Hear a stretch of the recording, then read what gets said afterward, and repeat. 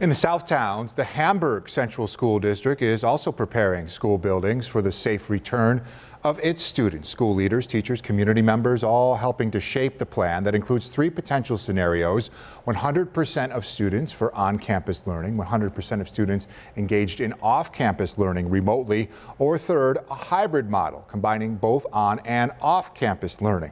7 Eyewitness News senior reporter Eileen Buckley walks us through this plan.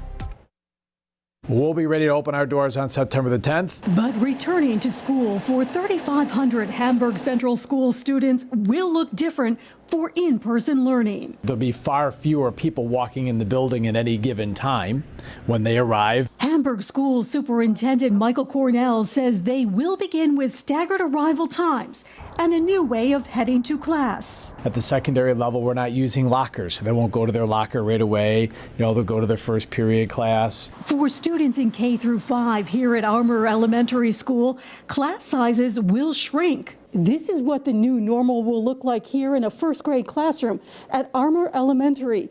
Normally there are between 17 and 22 desks. Right now it's down to 7, 6 feet apart. Students will also be required to wear face masks throughout the day. Mask wearing is one of the many mitigation efforts that we'll undertake, de-densifying, distance, masking. Hamburg school parents will be required to check their child's temperature at home.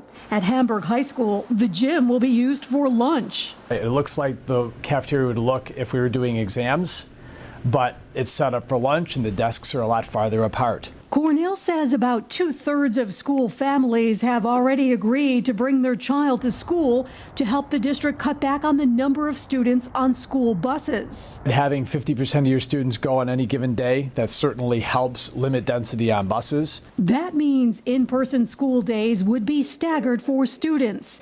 The deadline for parents to decide if they want remote learning only for their child was this past Sunday, but Cornell would not tell us how many families took that option. Cornell says his biggest challenge is helping people feel comfortable because everyone has had a different COVID experience. In Hamburg, Eileen Buckley, 7 Eyewitness News.